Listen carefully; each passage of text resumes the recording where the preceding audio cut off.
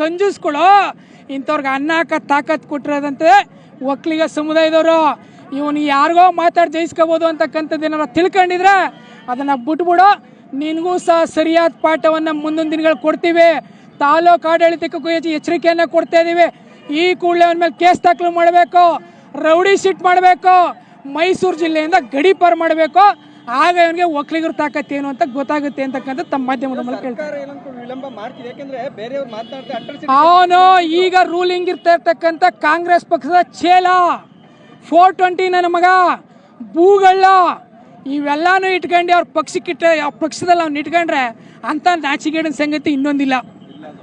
ಭಗವಂತಣೆ ಅವನ್ನೇನಾರ ನಮ್ಮ ಒಕ್ಕಲಿಗ ಜನಾಂಗದ ಇಷ್ಟೊಂದು ವಿರೋಧ ಕಟ್ಕೊಂಡು ಅವನ್ನ ಕಾಂಗ್ರೆಸ್ ಪಕ್ಷದಲ್ಲಿ ಮುಂದುವರಿಸ್ತೀನಿ ಅಂದರೆ ನಿಮ್ಮಂಥವ್ರು ಇನ್ನೊಂದಿಲ್ಲ ಅಂತಕ್ಕಂಥದ್ದನ್ನ ಆಮೇಲೆ ಆ ಪಕ್ಷಕ್ಕೂ ಸಹ ಸ್ವಾಭಿಮಾನಿ ಒಕ್ಕಲಿಗರೆಲ್ಲ ಎಚ್ಚೆತ್ಕೊಂಡಿದ್ದೀವಿ. ಮುಂದಿನ ದಿನಗಳ ಪಾಠವನ್ನು ತಕ್ಕ ಪಾಠವನ್ನು HD ಕೋಟೆಯಿಂದನೇ ಕಲಿಸ್ತಾರೆ ಅಂತಕ್ಕಂಥ ಎಚ್ಚರಿಕೆಯನ್ನು ತಮ್ಮ ಮಾಧ್ಯಮದ ಮೂಲಕ.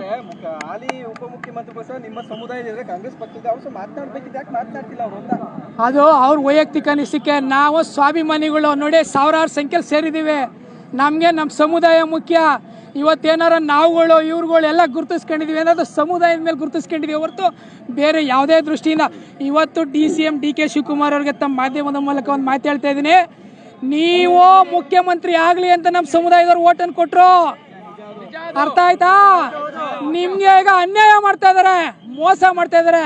ಇಂಥ ಕಳ್ಳರನ್ನ ಇಟ್ಕೊಂಡ್ರೆ ಇವರೇ ಇಂಥವ್ರು ಮೋಸ ಮಾಡೋದು.